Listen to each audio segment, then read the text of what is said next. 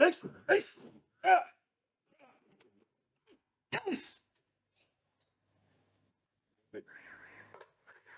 see that? You see that? Listen, today, you do not want to miss this video. We're talking about martial arts right here in Ghana.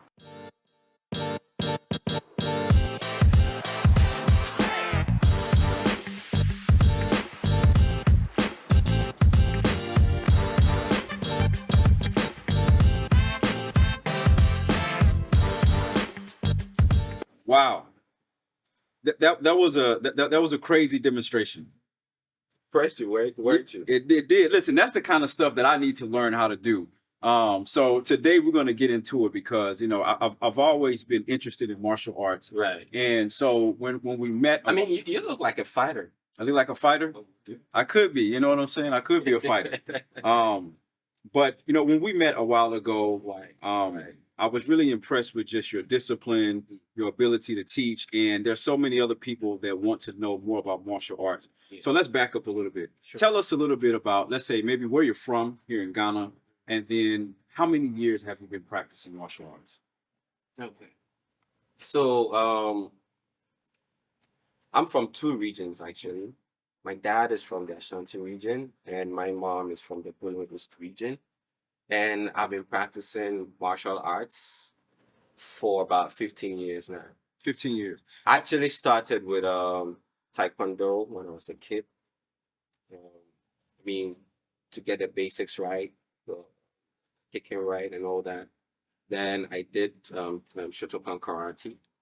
Then I transitioned from Shotokan Karate to Kyokushin Karate, which I'm practicing now. So, for someone who's never heard of all these different crazy names you just mentioned, what's the difference between Taekwondo, Kyokushin? Is there really a difference between those two? Or are there other forms of martial arts? Yeah, there are differences. And first of all, one of the major differences happen to be from the origination of it. For example, Taekwondo comes from Korea, and karate stems from Japan. Okay. So that is one of the major differences. And also, Taekwondo have different set of rules, fighting techniques, and principles. Let me put it that way. Where maybe depending on the Taekwondo style, for example, WTF will focus 70% of their striking ability on the legs, and then maybe 30% in the fist. ITF will do maybe 60-40. That's now what is ITF for folks who know? so ITF is International Taekwondo Federation. Okay. And then WTF is World Taekwondo Federation. Got it. Yeah. So, like I was saying, ITF will do maybe 60% kicking and then 40% punching. So when you look at it, even within the Taekwondo fraternity or Taekwondo units, there are still differences. You understand? Yeah, probably one coming from the north and then one coming from the south. Differences. Okay. Now, when we come to karate, which obviously I'm practicing, Shotokan is different from Kyokushin as well. Kyokushin is a bare knuckle, full contact form of karate. Okay. And as the name sounds, Kyokushin. I'm sure a lot of people will be wondering what Kyokushin actually means. It sounds Chinese, right? Then, when you break it down, syllable by syllable, the actual name, the full name, is Kyokushin Kaikan Karate. But what is karate itself? Karate simply means empty hands. Kara, empty. Really? Wow. And then hand. Wow. Exactly. Then when you break it down further to Kyokushin Karate, Kyoku means ultimate. Shin means truth. So it doesn't mean shin like your shin. No, absolutely not. In Japanese, shin is pronounced as sune, but that's another thing altogether. So Kyoku, meaning ultimate, shin, meaning truth, kai, meaning society or organization. Okay, so ultimate truth, society, organization, empty hands. Wow. Now, what got you into practicing karate? Hey, I mean, did you like get beat up? You're like, I'm never gonna let this happen again. that's a very good question, and I'm sure a lot of people are wondering Yeah. what the answer is going to be. As a kid, I had anger issues. Really? Yeah, You I seem did. so calm and mild. Yeah, I did. I did have anger issues, and not just that.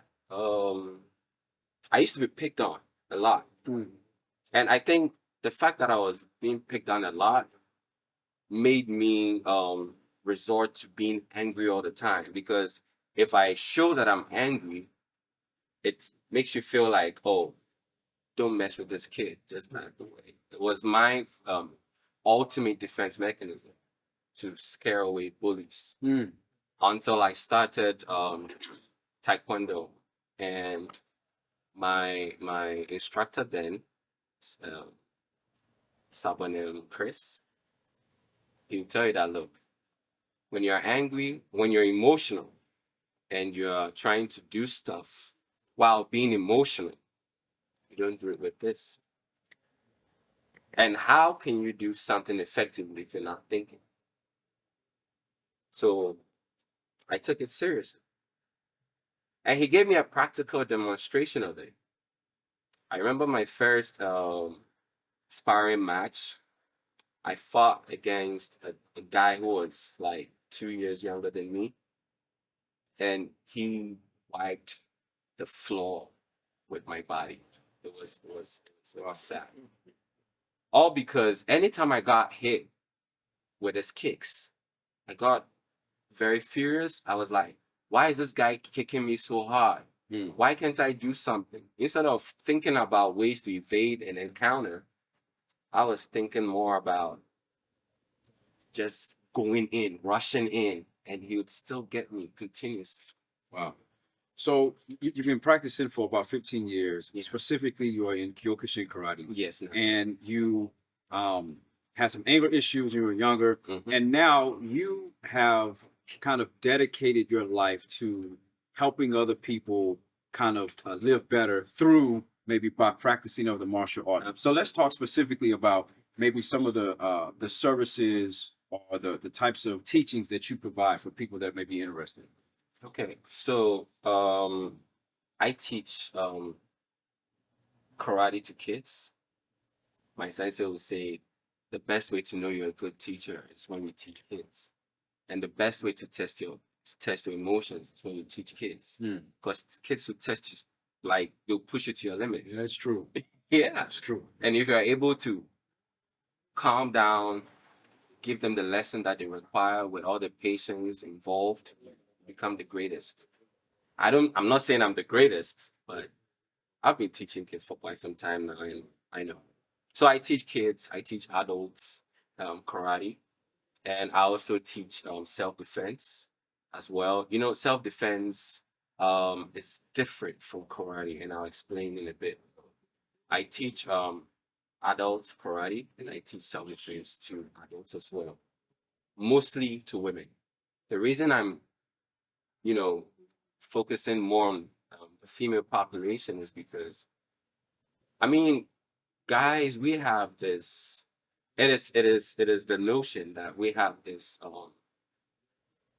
thing down where we naturally are fighters, right? We be the breadwinners of the family. We have to always fight, right? And that means that you're not gonna let another man take what belongs to you. So you're gonna fight for it. That is the natural principle. But women, most of the time, uh, the vulnerable ones, especially when you have a woman trying so hard to achieve something on her own and being taken away because she's scared of foreign life. That becomes a different topic altogether.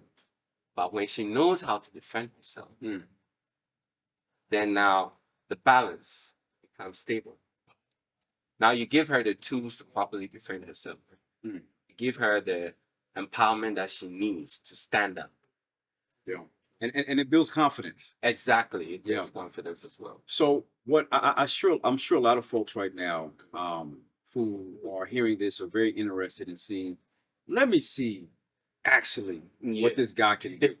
So Okay. I want to go through a couple demonstrations and ask some more questions to you, but I want to get down to seeing some of this Kyokushin in action. Is that all right? That's fine. Great. That's fine. That's why we're here. Fantastic. So let's do it. So we are here now, and we need to see some real stuff.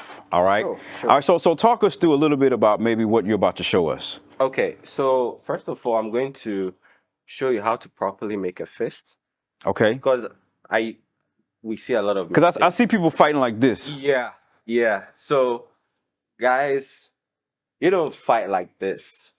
I mean, you're not making a phone call, so you don't fight like that. First of all, you have to fold your fingers all the way up. It's like you're holding a bill, some cash in your palm, tight, and then lock up with the thumb on the first two fingers, this way, like that, and then press hard to protrude the first two knuckles. Mm, That is because you don't strike with your fingers, you strike with your knuckles. really? Exactly. So a lot of people, because they don't want to get hurt, they end up fighting like this because they think this is what is going to Yeah. hurt you now.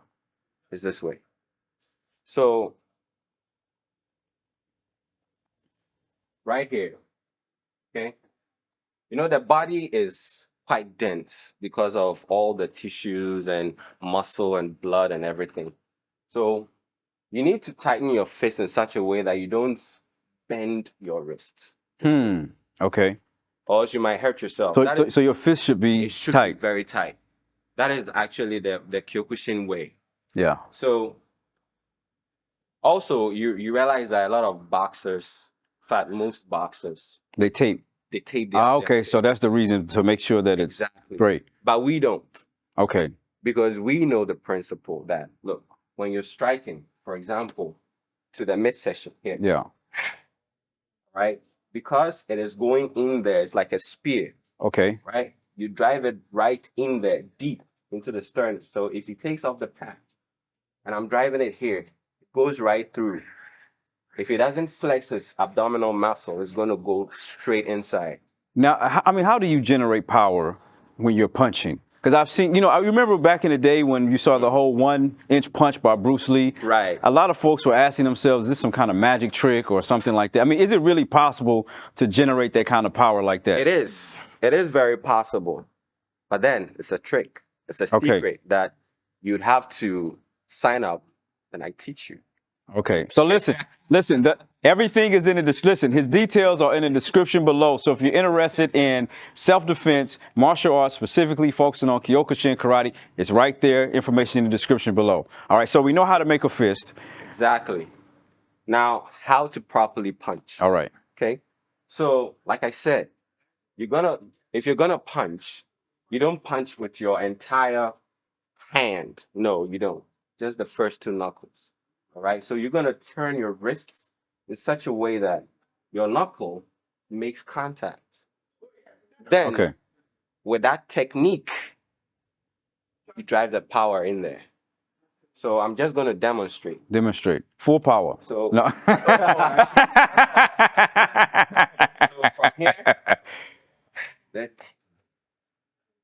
see? That's power generated. Now you are the student. Now, does that? Can you actually feel the power as he's punching? Okay, let me see. Let me see on myself. Okay. Yeah. Now, guys, listen. I'm gonna tell you for real, if I feel something. Okay. So right here. Yeah. All right, that was real. That was real. All right. I almost lost my lunch, but that was real. Yeah. Wow. I mean, but I can really feel it. So yeah, there is obviously, right, there's some technique to what you're doing. There is. And as you're instructing people, like everything from how to properly do the fist, to properly generate power. Properly generate the power and then driving it right through the Wow. target. Wow. If you're not doing that, you're definitely just hitting the surface. That's all you're doing. But with the right form, in there, Jordan, right? Everything has a technique. And so Okay. you're not just exposing your form by just throwing your hands anyhow. Okay. No. You swing with a purpose, right? You're not throwing Hail Marys. Wow. Okay, so when you're punching, right? You're going in for the ribs. If you're going in for the ribs, you have to do it with a proper technique. If you're going for the sternum, you have to go with the proper technique. If you're going for the diaphragm, you have to go for the proper technique. And you're teaching your students all of these things. Like if someone wants to train with you, you're able to really break this down for them in a way that they can, so you don't have to have any experience. To the smallest detail. Okay, so a person doesn't have to have any previous experience to train to come and learn from you. Absolutely not. Wow. All right. You can, and the beautiful part is it has no age limit. Really? No, it has no age limit. You Okay. can be in your 60s and you can still generate power. You'll be surprised. So we've seen a little bit of the punching and the power behind it. Now I think some folks want to see you talked a little bit about self-defense, right? Right. So let's imagine, right, there's somebody watching and asking themselves, obviously they're not going to learn from just watching this one time. That's true. But maybe what are a few self-defense techniques that you teach in some of your classes, specifically for those women you mentioned? Okay. So one of the most important things that I teach is strangling techniques. Okay. If you cannot breathe properly, you cannot do anything. So he's going to demonstrate a chokehold from behind. All right. And I'm going to show how to properly defend it. Okay. Now, I hear you saying something, what is that sound you're making? Os. Os. Is basically everything. It's a magic word for thank you, yes, respect. When I'm greeting him, I don't say good afternoon. Just bow and say os. So that's Japanese? Okay, all right, correct. It is the most used word in the dojo. Okay. And the dojo is the training hall. So when you enter the dojo, you don't say, hello, sir, you just say os and you're done. That's Okay. the most important thing. Wow. Yeah. So os. Now, first of all, he is very big. Yeah, yeah. He's very big. So a chokehold like this. Look, he's really trying to choke you. He is. Yeah, that's the real chokehold. Yeah, that's fine. Now, what I teach is that don't struggle too much.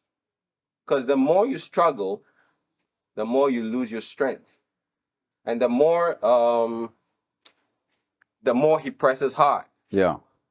So what do you have in your arsenal that helps? First is your body weight. Good, like that, this way. See? I'm finding it difficult to talk. Oof. That's good. This is the real stuff. This is the real stuff. So, first thing, no, that's fine. Yeah.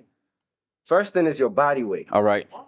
From here, he has the upper hand. But All right. if you turn this way, Okay. now you can breathe, right? So the first thing is securing the pathways to your air. Exactly. All right. Like I said, if you cannot breathe properly, you have a problem. All right.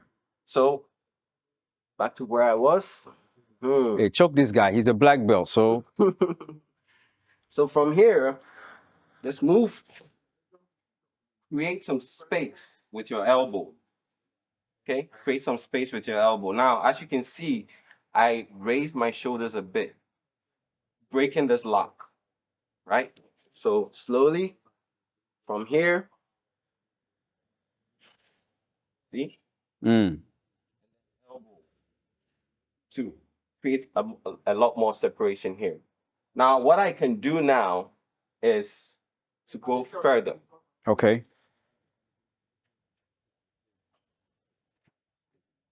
Here. Wow. Elbow strike to the midsection. And then a little bit further, I can just go for the, For the groin. giblets. The giblets. All right. Grab the giblets. Do you throw me or? So we go one. Go in there, grab the head, kick to the face, or a sweep. Wow. then a punch. Wow. That's all. So someone with no karate experience can come to your sessions and of course not the first day, but through time can become effective at With some of time, these things. Time, practice, and consistency. Got you. And consistency. So I'm noticing something, right? I know there's a lot of folks watching. You guys may not know a lot about martial arts. I know a lot of you do. I'm seeing different colored belts here, right? Okay. Kyokushin karate. Walk us through the belts in Kyokushin. Okay, so we have 9 belts. That's 9 colored belts. That's 9. So from Shiro or Mukyu, that's white belts, all the way to brown. Okay. Which is the first Q. That's the colored belt before black. That's first dan or shodan. So white, from white, then you go to orange. Then from orange, you go to blue. Then from blue, you go to yellow. And from yellow, you go to green. At which then green to brown, then brown to black. So realistically, at what level, let's say belt, obviously it depends, right? Yeah. Would you say a person would feel comfortable in being able to execute moves effectively without hurting themselves, but at the same time controlling their opponent? So I would say from blue belt, because well, it depends on the person. Yes. Actually. If someone has practiced consistently and he's already in orange, doesn't mean he cannot defend himself. Like Bruce Lee said, I'm not afraid of the person who practices 10,000 moves. I'm scared of the person who practices one move 10,000 times. Mm-hmm.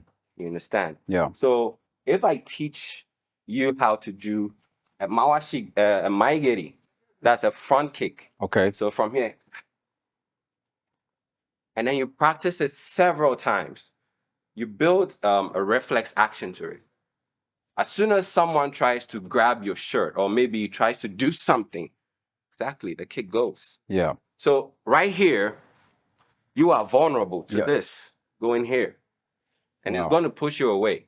Wow. So it's a technique that you've been able to comfortably use through constant practice. However, you may not necessarily be a higher belt to be able to fully execute. I get it. I get it. You get it. Yeah. But on the same level, somebody who is maybe a blue belt or a yellow belt, thinking, okay, I have the yellow, let me relax for a bit. Who doesn't practice? Yeah. Will get rusty when the time comes. So it all depends on the person who is practicing. Okay. And the consistency of it. That is why I always emphasize on consistency.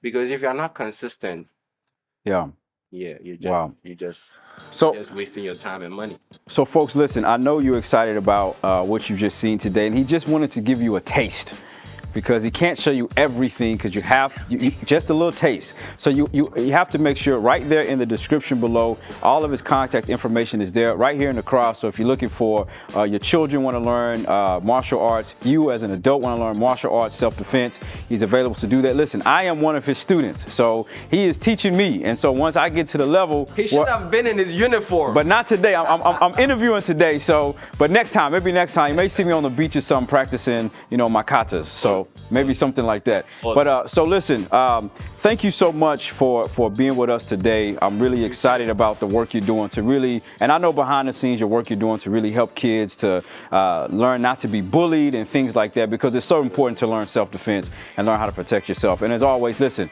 if you love content like this, make sure you like the video, make sure you subscribe. Until next time, peace. Us.